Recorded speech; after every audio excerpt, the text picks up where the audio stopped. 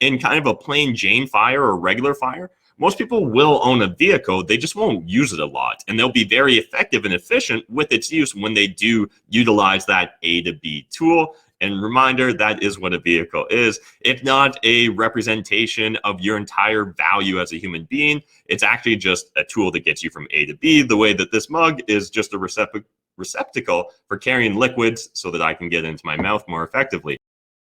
What is up, YouTube? Matt McKeever here, and in today's video, we're going to be talking about the different types of financial independence, or the different flavors of financial independence. A reminder, this video, as well as the entire video series that this is making up, there was 3 videos that came before this video, is based upon a free ebook we put together. So as always, link in the video description down below. You can grab your free copy of the ebook. Really encourage you guys, because obviously, even in this entire video series, we can't cover all the details and topics that are covered in that ebook. But in today's video, we're going to be talking about the different types or the different flavors of financial independence and retiring early. Financial independence and retiring early really is about us just controlling our financial journeys through life. So it's about us controlling our revenue as well as our expenses. So it's all about income and where you're spending that money on.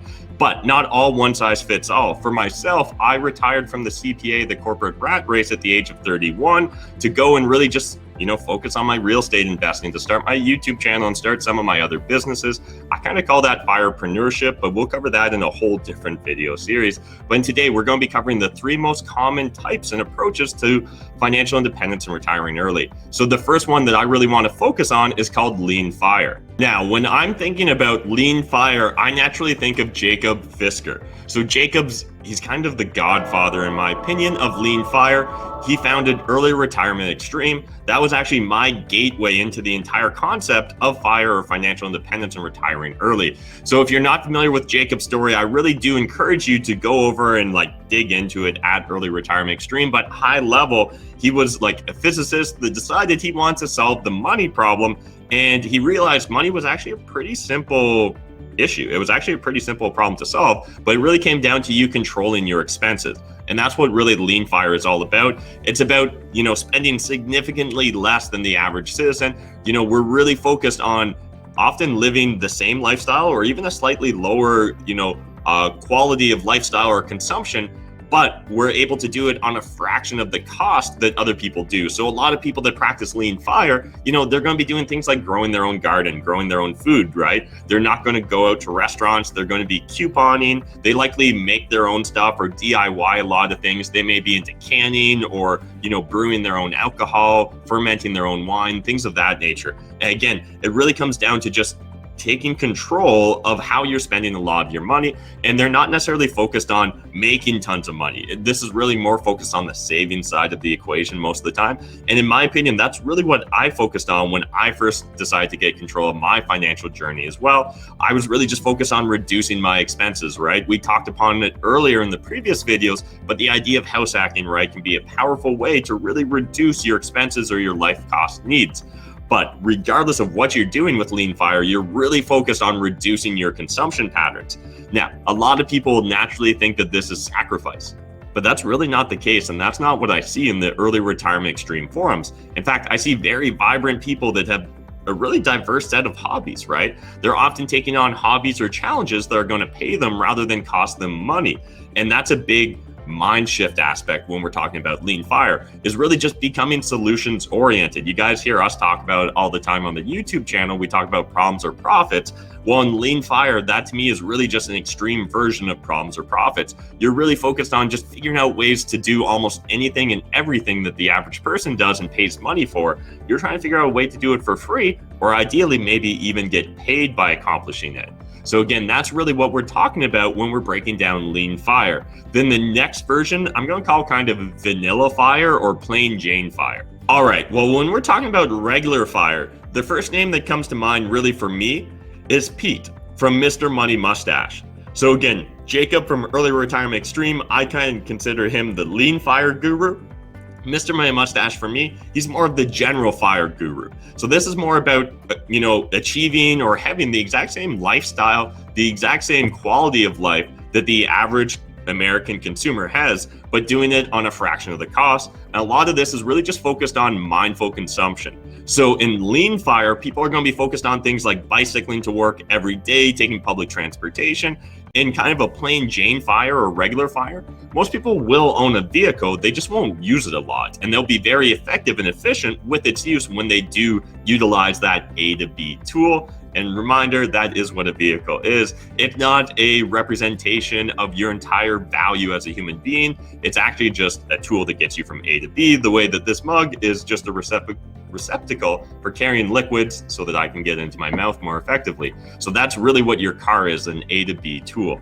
And that's really the sort of problem solving, solution orientation you're going to find a lot of people that are focused on just general or regular fire are going to do. They're going to find unique and novel ways. They're going to maybe buy a beautiful house, but that beautiful house will have a basement suite that allows them to essentially live for a fraction of the cost of their neighbors that don't have that basement suite. Again, they essentially have the same house, the same quality of life. They're just doing it for a fraction of the cost. So fire really is a balance, in my opinion. It's both about earning a little bit more income, finding some side hustles, or getting a promotion, as well as reducing our expenses.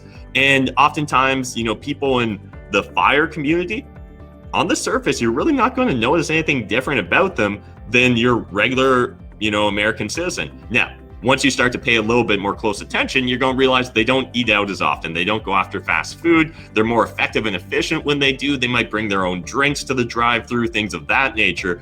But again, they're just focused on just getting the exact same quality of life for a fraction of the cost. And this allows them to retire at a substantially younger age. This is going to be a lot more common, in my opinion, to see a lot of, families go after regular fire. I think that you see a lot more individuals and just single people go after lean fire, or young couples go after lean fire, or older couples going after lean fire. It seems like a lot of families really are drawn to the concept of fire. But again, that's not where the entire spectrum of financial independence and retiring early ends. We've also got fat fire. Now, when I'm thinking of fat fire, I naturally think of Sam from Financial Samurai. So if you guys haven't checked out him, again, a great online blog focused on financial independence and really just getting control of your financial lives, not by necessarily saving a lot of money, but making a lot more money than the average person. And because you're really out earning them, you can continue to spend essentially the same way as the average person, but because you're making so much more money, you're growing the gap between your income and your expenses. And that's really what I think a lot of Sam's followers at Financial Samurai are focused on. They're focused on climbing the corporate ladder. They're focused on negotiating the greatest options and benefits package for themselves, right? They're focused on really maximizing their earnings over a period of time so that then they can transition into being their own boss or being financially independent, retiring early. So fat fire, not necessarily going to be coupon clipping. A lot of people are going to be spending the same or potentially even more than the average consumer. But the real difference here is they're making a lot more money than the average consumer. And because they're focused on increasing the gap from the income side, they're often going to be investing in themselves, upgrading their skill sets, maybe job hopping, willing to travel or telecommute to work. They're really going to do whatever it takes to be able to earn the bag, right? They want to make more money. And sometimes this may be a side hustle as well. So oftentimes a lot of successful YouTubers or social media influencers, I think of them as naturally chasing fat fire or fat firepreneurship, as I mentioned earlier. So again, this is really about, aiming to achieve the same or ideally a higher standard of living than the average citizen or consumer does. And the way you're doing that is growing your income. Now, this is just kind of a quick synopsis of the 3 different flavors of fire. I'd love to hear, what are you focused on as someone chasing fire, right? Are you focused on lean fire first, and then will you evolve into a different form of fire? I kind of feel that way about myself. I was really focused on lean fire at first. It was about having roommates, house hacking, spending nothing, right? Keeping my grocery expenses to $100, $200 a month max, and that was that. These days, I've really allowed it to kind of balloon. But as a percentage of my overall net income or my overall net worth, it's still growing smaller and smaller by the day.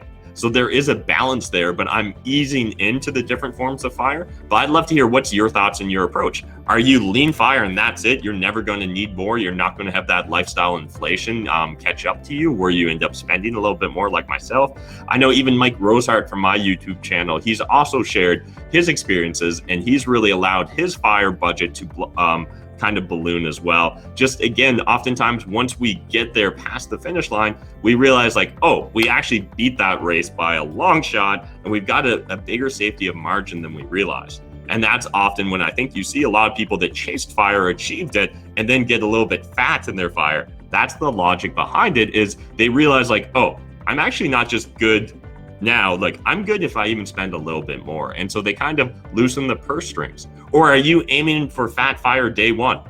Are you not even interested at all in coupon clipping? Do you think it's a waste of time? You know, do you hate the idea of having to count your miles or try and be efficient with your driving? Then maybe fat fire is the better form of fire for you. But I'd love to hear what's your plans, what's your thoughts, and where do you land? What sort of, yearly income are you seeking in order to be financially independent?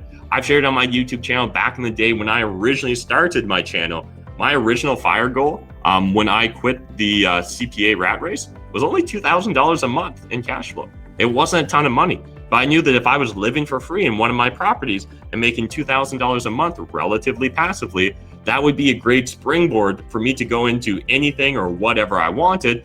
And, we live in an amazing country like Canada, so a lot of things are covered for us as well. We've got a great social safety net, but a lot of the Western world does, in fact. So a lot of us are closer to fire than we realize, but the real issue is we never sit down and run the numbers ourselves. So in future videos on this video series, we're going to be breaking down for you guys exactly how to run some of those numbers and why some of those numbers are the way they are, like the 300 times monthly spending rule. We're going to be diving into that in the next video, but if you guys enjoyed this video, smash that like button, hit subscribe if you're new to my channel, and make sure you grab your copy of the free ebook, linked in the video description down below, completely free. Really just wanted to pay it forward. Getting financially independent, retiring early, literally changed my life. Changed the lives of a lot of people, right? Like at this point in time, there's over like 50 people that work for me or with me in one of the businesses.